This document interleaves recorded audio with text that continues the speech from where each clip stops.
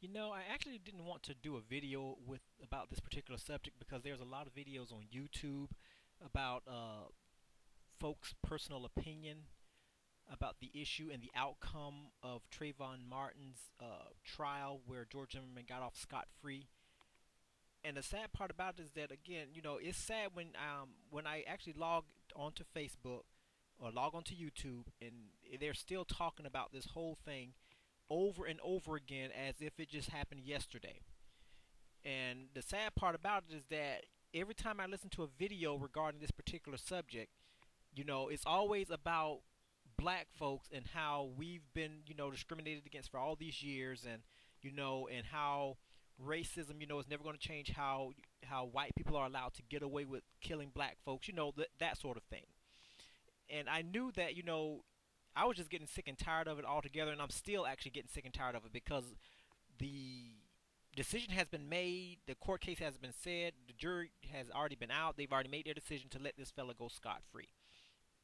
But what gets me is the fact that every time, for instance, when I log on to Facebook, you have a lot of people that are now changing their profile picture to Trayvon Martin. Just doing just stupid, outrageous, ridiculous things. And I'm like, what's the point? What point are you trying to prove? You're not Trayvon Martin. So why in the world would you try to put yourself in somebody's shoes like that when you are not even nowhere near what this fella is, where he is right now, which is in the grave? And the sad part about it, again, is the fact about is that we allow, the decision of one or a couple of people to determine pretty much, or actually allow us to actually behave and actually say some of the dumbest things. And the fact about it that it's all based on emotion. I was actually asked to do a video about this, and for the most part, I really actually almost declined to do a video because I'm like, well, you have a lot of videos that are pretty much floating out there right now through social media and YouTube about this particular case, and for the most part, and the contents of those videos pretty much covered every aspect of folks' opinions, regarding this particular one. I really didn't want to get involved with this because, again, everybody has already had their opinion, and for the most part, you will find millions, thousands of videos regarding folks' opinions about how unfair or how unjust they think, or how I should say, how biased they think the jury was, and how it's actually changing and affecting, society's view on black folk.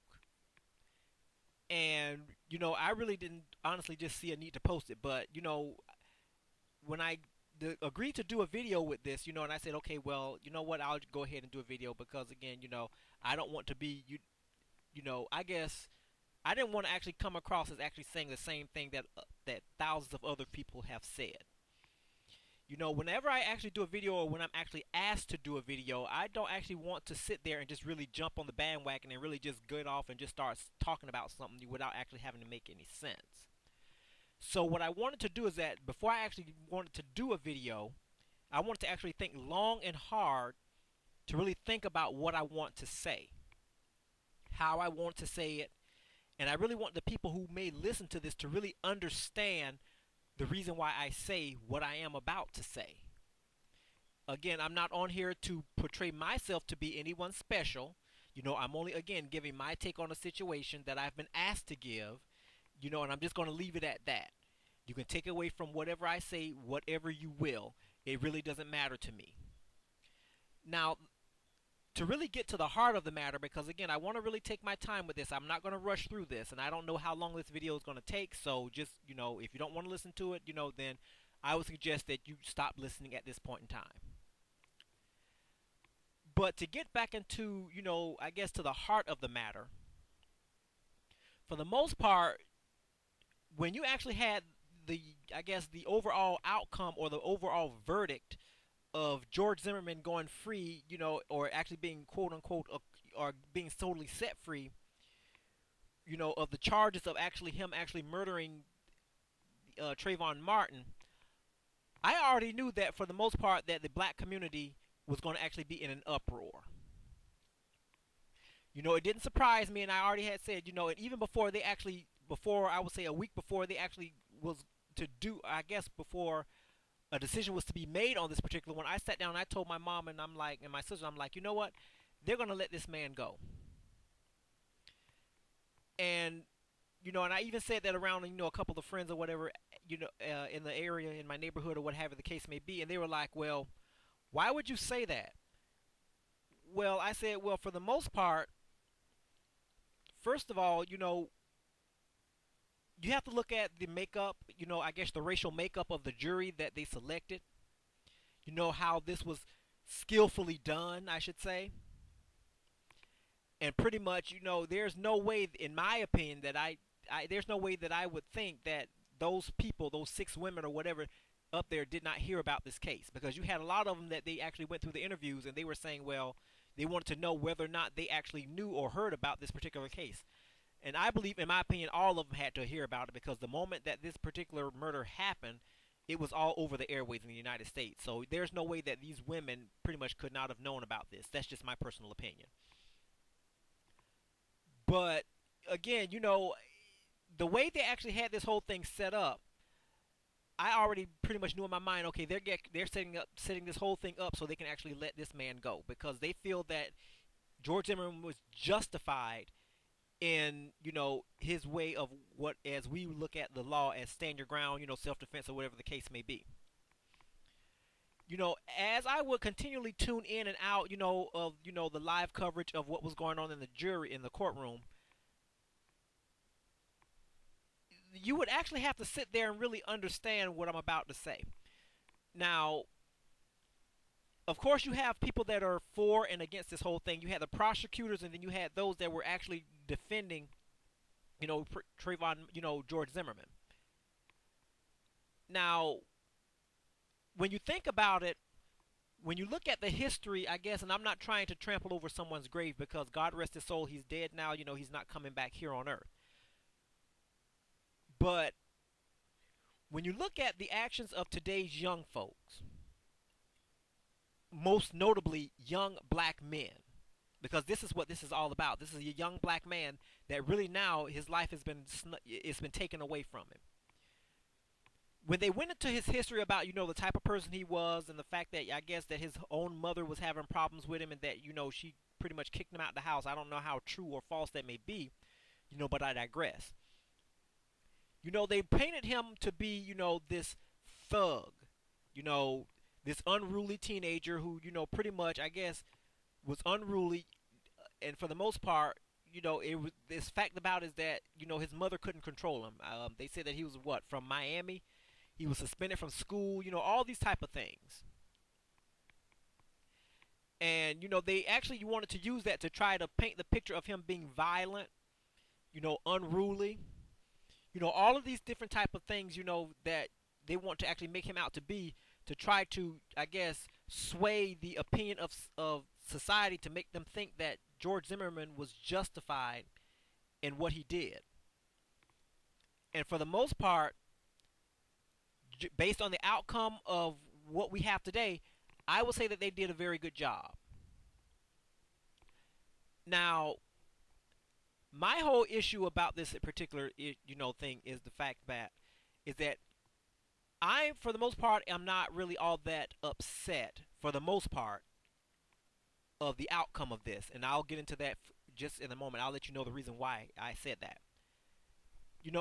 When you actually sit there and actually have to look at this particular case, even though society says that this is not a racial case, and I guess you can actually leave that to the opinions of any of those who actually choose to view it, or, it's like the courtroom or the judicial system says that it's not a racial case. It's a simple case of actually one person actually defending himself. Other folks will actually sit there and say that it is a racial issue. Now, how you feel about that particular thing is totally up to you and how you want to view it. But see, what gets me upset and really rowdy, I guess, is how black folk view this whole particular unfortunate incident. Now, when you really sit there and really think about this whole thing and how it's actually viewed from the typical black or African American, the first thing that we're actually going to really jump on the harp and say is that this was a racial case.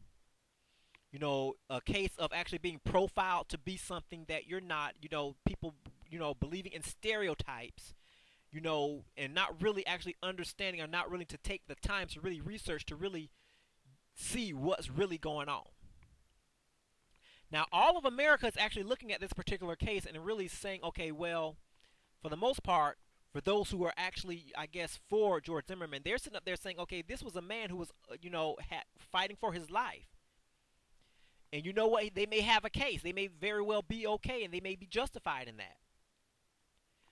But see, the thing about it is that even though it may or may not be a racial case, we as black folk have made it a racial issue. The sad part about this whole thing that really bothers me, again, is that shortly after this particular verdict was read, we had all of these different type of things happen like they did when O.J. Simpson was let free. Pretty much how, or I should say, not O.J. Simpson, I do apologize for that, the Rodney King. How when they allowed those police officers to go free from beating that man senseless, how, all the black folks overreacted by burning up their own communities, just going and rioting, pretty much destroying their own community. And for the most part, we had the same thing here that happened for the most part with, after the reading or after the acquittal of Trayvon Martin or George Zimmerman. Goodness, I'm kind of backwards today. My main thing is that we show so much emotion as black folk when a black person is killed by someone who happens to not be black. In this case, they say that he's white, but like I say, it depends on, I guess, who you ask. But we as black folk are so quick to run to cry discrimination, racial disparity, racial inequality, and everything like that when it's actually done by someone else who's not black. But yet still, when we commit crimes to our own, we don't actually have anything else to say about it. The main thing that we will do is that we will chalk it up and really say, okay, well, that's another life gone, and just keep it moving. And see, that's the part that really angers me. The black community has gotten all of these petitions, have done all of these marches, it's gotten to the point where now the president has gotten involved, and he did his little shing-ding, and wanted to compare, what would have happened to him umpteen number of years ago, saying that he would put himself in Trayvon Martin's shoes. You got all of these black folks that are really sitting up there saying these ridiculous things about how, life would be if they was to put themselves in Trayvon Martin's shoes. But they're overlooking the fact that, first of all, we are killing each other each and every day. And there's nobody that's actually going and putting up picket signs and making marches to actually stop that from happening in our own communities. And the sad part about it is that you have all of these black folk that are going up on Facebook, on YouTube, and they are putting all the fact about it, they're crying racism and all this other type of stuff, but they don't understand this. They are so quick to sit there and say that this is a racial case because it's a fact of a black fella being killed by a white man, but when a black fella kills another black fella, we don't have anything to say about it. We don't have anything to want to do about it. The only thing that we do is we say, oh well, and you keep it moving. Another life gone. So now that we have the issue where a black fella is killed by the white man, we want to cry discrimination, discrimination, racism, racism.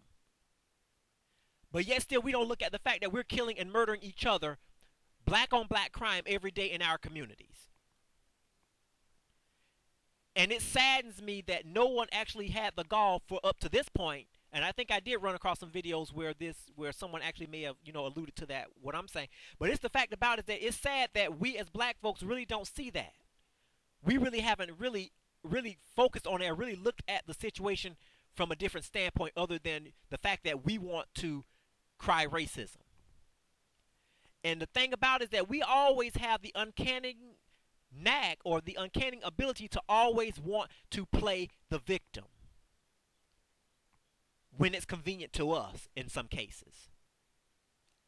When things go our way, we don't have anything to say, but the only thing we will have is a smile on our face. Let's say that the situation was turned. What if Trayvon Martin murdered George Zimmerman? Then what would the black community say then?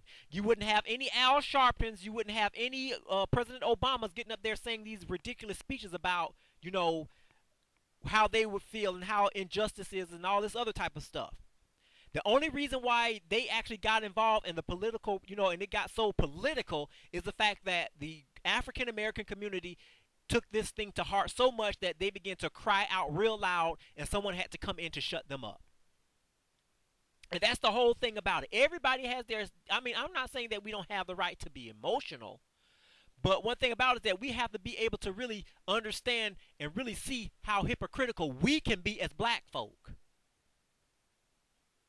Murdering, killings, kidnapping, rapes, and all these type of things are done at the hands of from one black person to the other, but yet still we look at that as being part of the norm. We don't have anything to say about it when it breaks on the news that someone was killed or someone was done by a bad drug deal or whatever the case may be, because why? Society expects for us to behave like animals. And it's justified because what? Society knows, okay, well, this is what we expect from this is the type of behavior that we expect from black folk.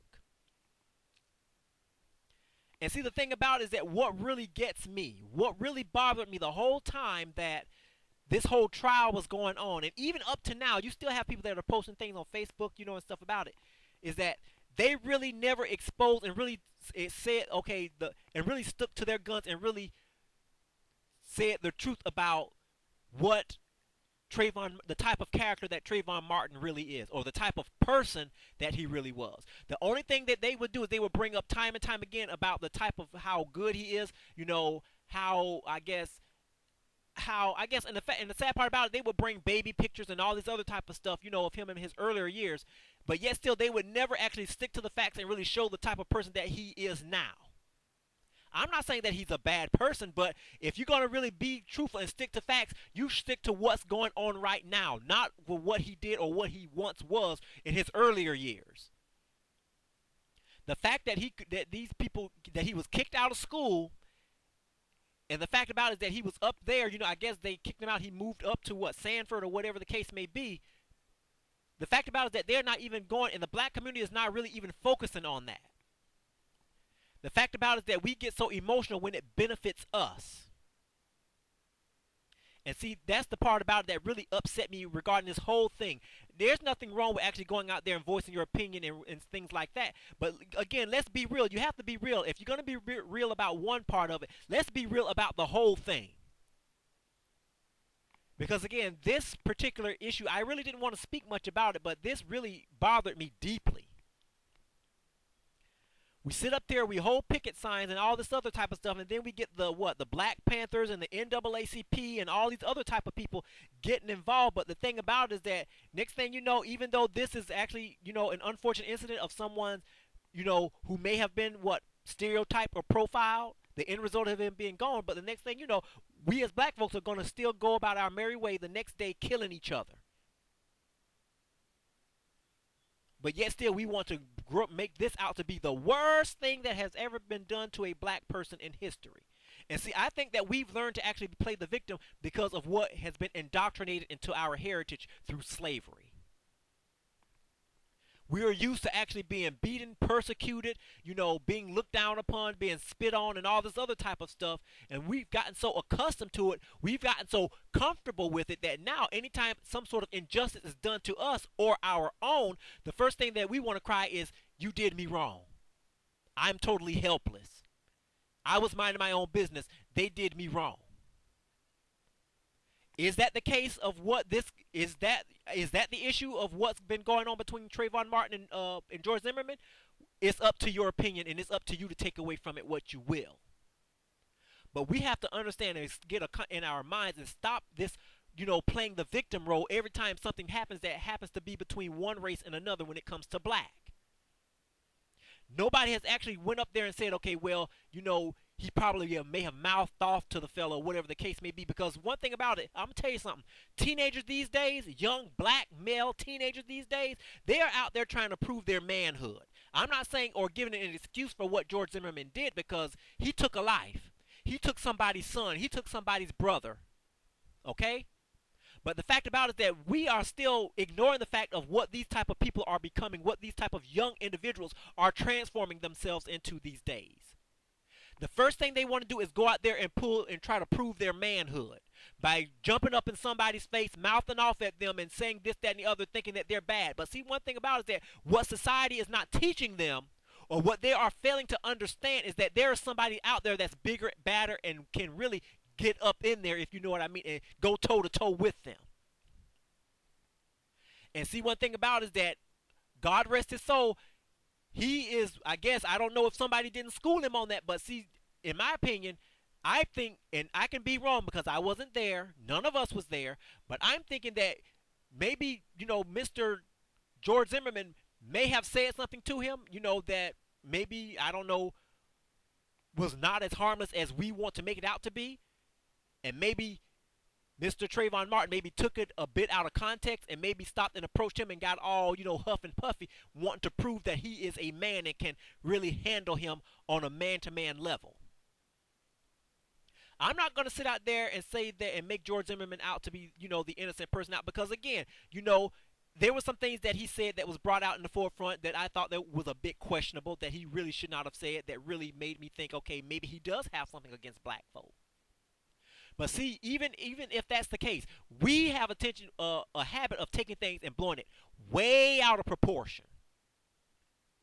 And see, we don't even know, who may have thrown the first punch. Maybe we have an idea of who may have thrown the first punch based on evidence and photos and everything like that. But see, I'm not going to sit there and say that, it would not have surprised me, I should say, if Trayvon Martin had threw the first punch. Because again, look at, go through, I guess, the history and the patterns of how, again, these young folks are being brought up and how they're actually, for the most part, raising themselves. You got a lot of them that are out there on the streets now learning the role of the streets at a young age. They don't want to go to school. They don't want to educate their brains. They figure that they know everything. They figure that sitting behind a classroom is a waste of their time. They figure that they know everything. So the first thing they do is they take that attitude from the classroom, and they bring it straight to the home. And next thing you know, you have parents who can't control them. So next thing you know, they do is they kick them out the house because they're not going to deal with it. Was that the case with Trayvon Martin? I don't know. I can't say that. But I know one thing, they have a lot of pictures and everything floating around in cyberspace and everything of him, smoking. They even wanted to say that he had, marijuana or cannabis or whatever in his system. When they tested him after, he died, which I thought was a bit questionable there. You sitting there, having a drug test on a fella who's dead when you have a live person here and you didn't even do a drug test on him. But, I digress. But see, my thing about it is that, again, we as black folks, we are focusing on the wrong aspect of this whole fiasco. We're looking at the fact of how a white person has done a black person wrong. And see, one thing about it is that, again, through slavery and through, trying to live through that thing and trying to get out of that mindset, we still have a lot of folks that they are refusing to really live in a new day. Meaning adopt a different mindset, adopt a different way of living, adopt a different way of comparing themselves to other people of other races. That's the reason why we as black folks tend to play the victim, because we don't think highly of ourselves. We figure that we'll never get anywhere, and the only way that we can get anywhere through life, for the most part, not all black folks, but most of them, wants to play the victim role. When something doesn't go our way, the first thing we want to do is we want to blame society for our downfalls, for the fact that we can't get anywhere. But see, one thing about it is that we still don't want to take responsibility for our actions most of the time as to the reason why society does that to us. And the fact about it is that because of our attitudes and what we've learned from slavery, it's like we are teaching the newer generation of how to be victims, how to play the victim card, how to be able to try to trick the system into getting folks to feel sorry for us. And it bothers me that this is the type of people that we've become. That this is and it's like we're not really looking at the whole outcome of this for what it is. A crime has been committed. Yeah, maybe racial profiling was a big issue with it, but the thing about it is that even if that's the case, we have a certain responsibility to honor the life that was lost by still remaining true to who we are and stop acting like, okay, well, you know what? This man here is wrong for taking a life. Yeah, he's wrong for taking a life. I'm not excusing him for that. But see, we got to look past the skin color and look at the facts, and then take the facts from what we know of what's going on in today's society with how these young folks are acting, and kind of put two and two together, and let's use a bit of common sense. But again, I guess when we talk about asking for a bit of using of common sense and rationale in the black community, for the most part, we don't know how to do that. The only thing we know how to do is to go out there and pimp women, call black women whores and bitches and all this other type of stuff, going out there acting like complete buffoons, acting like a thug, wanting to get respect from everybody under the sun for your thugism, and don't think that you're going to have to actually answer for that stuff one day. Unfortunately, he's gone. He's not going to come back here and actually let other folks know what really happened. He's not going to come back here and ask for everybody to say, you know what, all of this is not necessary. He's not able to come back here and really give the true facts about what happened. The only thing we have is our assumptions based on what, I guess the media tells us. And the thing about it is that that's all that we have. And see, one thing about it is that we can't control what the media gives us. But see, we as black folk, we can control our emotions and how we respond to what's been going on. Again, this doesn't surprise me of how we as black folks react to this particular case.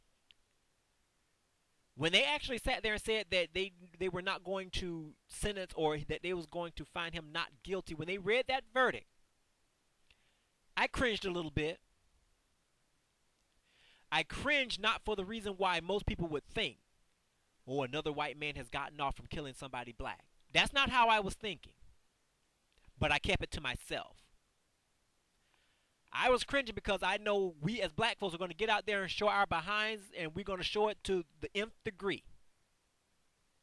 We're not going to sit there and look at the fact about what's really going on, the fact that we really have to represent ourselves and represent ourselves in a better way, instead of actually representing ourselves like thugs, like we're at the bottom of the totem pole, like we're at the bottom of, somebody's shoe. That's the reason why we don't get the respect as we should get as black folk. It's because of how we view ourselves. Time out for all of this wanting to be a thug, gold teeth all in your mouth, tattoos up to your neck and everything like this, talking like with ebonics like you don't have any proper English skills and can't even put two, a subject and a predicate together to form a complete sentence. It's embarrassing. It's embarrassing and it's a shame. We as black folk really need to understand and look at this and really take away the lesson from this that we really should be taking away, instead of looking at this as a racial incident. People are going to have their opinions. They're going to sit there and say, yes, this is a case of black and white. How can you not see that? That's because they're looking at the physical. They're not really bothering and really to ask the question, really ponder deeply about what's going on behind the skin color. Because every murder that's committed in situations where you have a black folk that's killed by a white person, it's not always having to do with somebody being racially targeted. It could be where, the person may have very well been in fear of their life. It's like as each generation gets worse and worse. We're, going in, having young men being raised in single parent households where it's normally the woman that's sitting up there raising these young thug wannabes.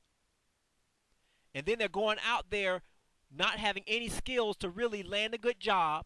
And they're actually having to, I guess, substitute or fill in or try to make up a persona, because again, they didn't have the male influence in the household to teach them how to act and be respected as a professional or as a upstanding citizen of society.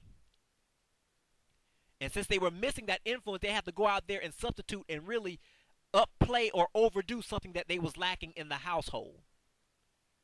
And sad to say, Trayvon Martin is a victim of that. I don't know if he had his dad in his house when he was living in Miami. I don't know that. But the thing about it is that, again, you have to look at the effect of single-parent household and how this is really killing, in a sense, our young black men.